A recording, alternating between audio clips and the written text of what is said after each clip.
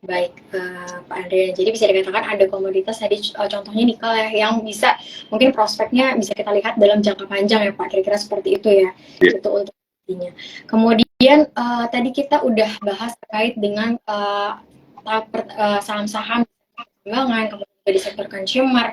Kemudian untuk cara menganalisisnya nih Pak ya. Kira-kira analisisnya tuh kira-kira kalau kita mau lihat secara fundamental misalnya apa sih yang dilihat oleh fund manager gitu untuk menentukan apakah saham ya, tersebut layak beli atau layak dikonsumsi atau mungkin bisa ya. di bisa ditunggu dulu gitu.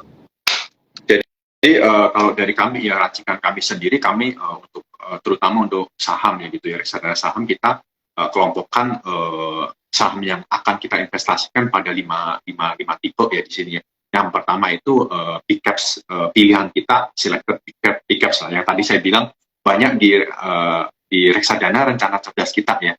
Itu big caps biasanya company yang udah mature besar growth masih growing cuma growingnya udah mungkin single digit gitu ya misalnya saham seperti Telkom, BCA, Mandiri, begitu yang big caps lah gitulah. Itu juga masuk kriteria kita. Yang kedua itu kita punya saham growth ya. Saham growth mungkin teman-teman juga udah familiar lah saham-saham yang kita harapkan, kita proyeksikan dalam 2-3 tahun ke depan bisa growth mungkin 20-30% secara revenue maupun net profit lah. Itu saham-saham biasanya banyak di mid atau small cap ya, karena biasa kalau saham yang udah besar agak susah growth-nya ya. Lalu juga kita ada saham value ya, saham value juga mungkin teman-teman juga familiar lah kalau yang sering belajar tentang saham gitu ya. Itu saham-saham yang valuasi murah, mungkin pakai PE atau PBV murah, dividend yield biasanya tinggi gitu ya. Jadi itu juga salah satu investasi kita. Lalu saham cyclical tadi yang saya juga udah jelaskan ya, seperti komoditi itu yang tadi saya bilang tricky, ini bisa sangat memberi return yang lumayan, cuma kita memang harus tahu kapan kita collect di bottomnya dan kita jual di saat di atasnya. Lalu yang kelima itu saham special situation ya. Special situation itu saham-saham yang biasanya tidak terlalu mengikuti perkembangan makro atau perkembangan ekonomi yang tapi lebih ke jika ada corporate action ya di perusahaan ini ya, misalnya ada perusahaan yang mempunyai prospek akan dibeli perusahaan lain, biasanya sahamnya mungkin bisa naik ya kalau memang terjadi M&A di sini sih. Jadi kira-kira kita punya kriteria 5 itu kalau ada saham di luar dari 700 atau 800 saham di IHSG yang memenuhi kriteria dari salah satu dari 5 ini, kita udah masukkan basket ini, dan lalu setelah masuk basket ini kita tinggal tentukan nih kita mau masukkan di reksadana mana nih, rencana cerdas misalnya yang big caps gitu ya, yang cipta saham unggulan yang mungkin growth stock atau value stock yang lebih kecil gitu sih. Baik, teman-teman semua tadi udah di-explain kira-kira racikannya, cara melihat valuasi dari satu saham tidak ada 5 kriterianya. Mungkin teman-teman bisa kelompok ada value, kemudian juga ada growth stock, kemudian ada cyclical, kemudian ada yang terakhir itu tadi ada situational dan juga yang selanjutnya apa tadi ada 5. Pertama value, kemudian ada growth stock, kemudian ada yang ketiga itu ada cyclical, kemudian selanjutnya itu ada situational ya. Dan jadi teman-teman bisa perhatikan tadi beberapa tipe-tipe yang mungkin teman-teman ingin pantau ya, gimana cara perkembangannya seperti apa. Namun perlu diperhatikan tadi beberapa tipe tersebut itu disesuaikan juga sama tipe investornya ya. Jadi jangan sampai teman-teman tuh tipenya yang konservatif, tapi teman-teman tuh koleknya sama stok gitu kan. Jadi kan bisa ke saham-saham yang value ya, total value. Jadi bisa dikatakan dan lalu bisa collect saham-saham di sektor. Dan itu untuk cara untuk menilai ya teman-teman semuanya. Mungkin yang selanjutnya kita mempelajari kira-kira cara untuk mengetahui rotasi sektor. Kan tadi kita udah bicara terkait dengan komoditi ya Pak ya, seperti komoditi kan bisa dikatakan cyclical gitu kan. Gimana cara kita tuh mengetahui wah ini udah mau endingnya nih cyclical dari suatu sektor tersebut. Ini gimana sih cara kita mendeteksinya? Itu tidak ada yang baku ya sebenarnya caranya. Kalau ada yang baku mungkin semua udah untung gitu ya. Itu kita ya pasti kita rajin lihat-lihat berita, kita ikutin perkembangan company-nya ya, misalnya cyclical misalnya awal tahun lalu itu harga komoditi coal naik dari 100, 200, 300 dolar ya, itu juga itu salah satu tanda kita harus mulai masuk kan, karena habis itu mungkin company coal ini earningnya bakal bagus lah gitulah. Jadi memang rotasi ini ya berdasarkan kejadian-kejadian di pasar lah. Ada kejadian yang secara signifikan mempengaruhi dari kinerja sektor atau perusahaan itulah. Kalau rotasi di sini bilang kan lebih ke sektoral gitu ya. Jadi kayak misal tahun lalu itu perang Rusia sama Ukraine gitu, itu pasti bikin harga komoditi naik kan, karena ya ada short supply gitu. Makanya jadi kita harus tahu kalau saham-saham komoditi pasti bakal diuntungkan lah gitulah. Atau misalnya ya setelah ini harga komoditi turun nih, harga komoditi turun, siapa yang diuntungkan? Yaitu consumer misalnya, karena raw material dari consumer itu kita ngomong Ultra Jaya, susu, mungkin Indofood itu mungkin gandum gitu, itu kan harga komoditi mulai turun. Mereka yang diuntungkan harusnya mungkin sektor-sektor ini yang mungkin lebih di favor lah untuk tahun ini lah. Saya bisa bilang ya rotasi ini tidak ada yang baku lah, cuma kita memang harus mengikuti berita-berita, semua berita yang ada lah yang mempengaruhi per sektor ataupun per saham ini sih. Baik ya teman-teman. Jadi kuncinya adalah teman-teman harus terus pantau informasi-informasi yang ada di berita, karena pastinya market itu kan sangat dinamis. Jadi kalau misalnya ada sentimen terkait dengan makro, sentimen terkait dengan misalnya harga komoditas, itu pastinya akan mempengaruhi pergerakan harga sahamnya. Namun teman-teman juga nggak usah khawatir, karena ada juga loh salah sektor yang diuntungkan dengan turunnya komoditas, harga komoditas. Jadi let's say ada saham consumer ya teman-teman ya. Jadi memang sih teman-teman terus harus baca juga terkait dengan perkembangan yang saat ini sedang terjadi, karena itu juga jadi salah satu kunci untuk mengetahui kira-kira rotasi sektor yang saat ini tuh lagi perform tuh apa sih ya, kira-kira seperti itu.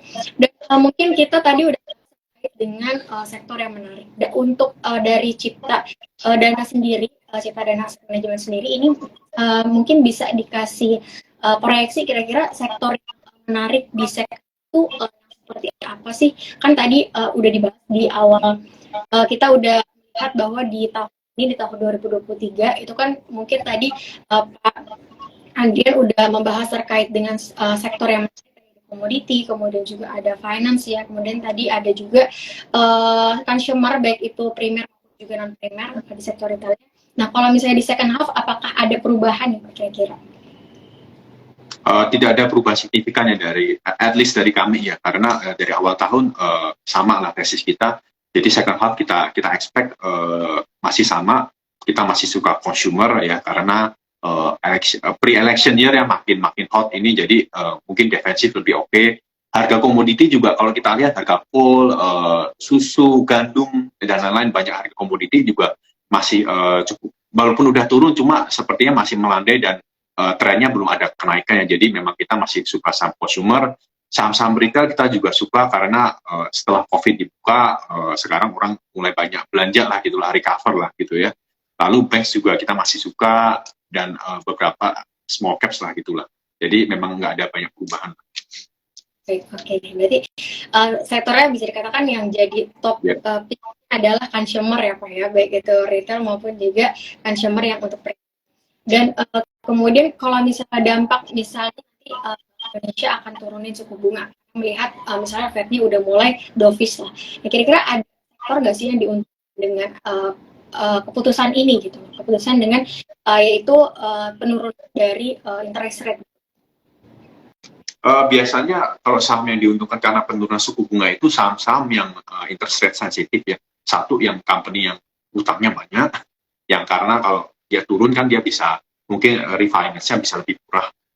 Biasanya saham-saham yang interest rate sensitif itu mungkin kayak properti gitu juga ya, karena kalau KPR-nya turun harusnya properti juga oke. Cuma memang itu kan kayak properti itu kan satu faktor, tapi mungkin banyak faktor-faktor lain yang juga mungkin memberatkan sektor ini gitu ya. Jadi memang tidak bisa dibilang, kalau saya bilang misalnya suku bunga turun, yang diuntungkan properti, belum tentu propertinya juga oke gitu ya untuk second half gitu ya. Jadi memang ya tadi balik lagi, tadi yang diuntungkan mungkin saham-saham yang punya debt banyak, lalu saham-saham seperti properti gitu ya. Tapi ya bukan berarti diuntungkan ini bisa memberi performance juga gitu sih saham.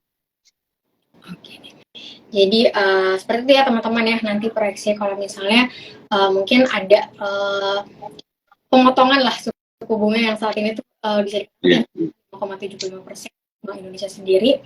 Kemudian untuk melihat nih kira-kira kalau dari Cipta Manajemen memproyeksikan pergerakan itu di second half atau di semester 2 tuh akan berapa sih Pak Andri tadi?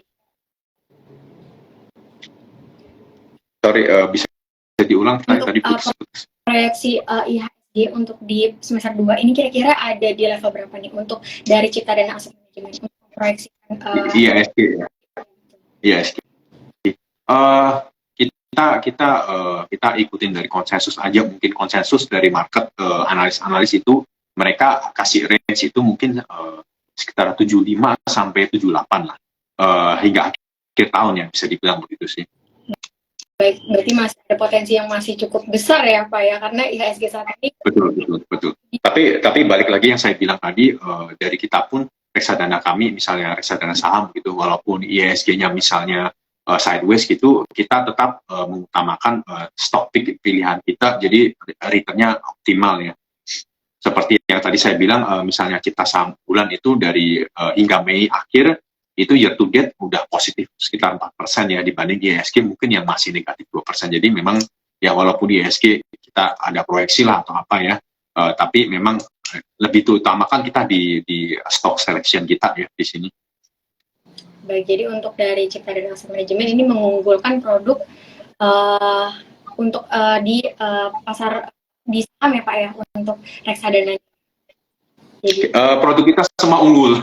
Balik lagi, karena dari tadi bahasnya saham, jadi saya mungkin selalu ngomong saham, cuma balik lagi tadi saya bilang produk kita semua unggul, kita semua produk itu kita bekerja maksimal, risetnya semua ada, tapi balik lagi tadi itu semua karena investasi itu kan sangat personal ya, jadi setiap orang punya tingkat resiko yang masing-masing berdasarkan usia, pekerjaan, status pernikahan gitu ya, jadi balik lagi jika mau yang lebih konservatif kan bisa ada yang kita cipta cash, cipta bond gitu ya, yang obligasi gitu, atau yang balance kita juga ada, atau yang saham yang lebih ini rencana cerdas mungkin yang banyak big caps gitu. Kalau mau yang lebih agresif lagi, yang ada kita ada cipta saham unggulan begitu sih. Jadi ya, balik lagi ke ya personal ini sih. Jadi tergantung profil resiko teman-teman yang bisa dipilih produk-produk dan sesuaikan sama profil resiko teman-teman. Kemudian untuk selanjutnya mungkin buat teman-teman yang ingin bertanya terkait dengan produk reksadana dari Cipta Dana Aset Manajemen, itu bisa langsung tanyain aja. Mungkin di sini ada mungkin pertanyaan yang masuk nih Pak Adrian ya, terkait dengan untuk bank digital kira-kira seperti apa? Karena kalau kita lihat nih beberapa hari terakhir ini udah mulai. Kalau menurut sektoral sendiri dari Pak Andrian nih, untuk sektor digital bank di tengah memang sentimennya terkait dengan US punya inflasi udah turun, nah menurut Pak Andrian sendiri nih dari kacamata Pak Andrian kira-kira proyeksi seperti apa sih untuk saham-saham di sektor ini?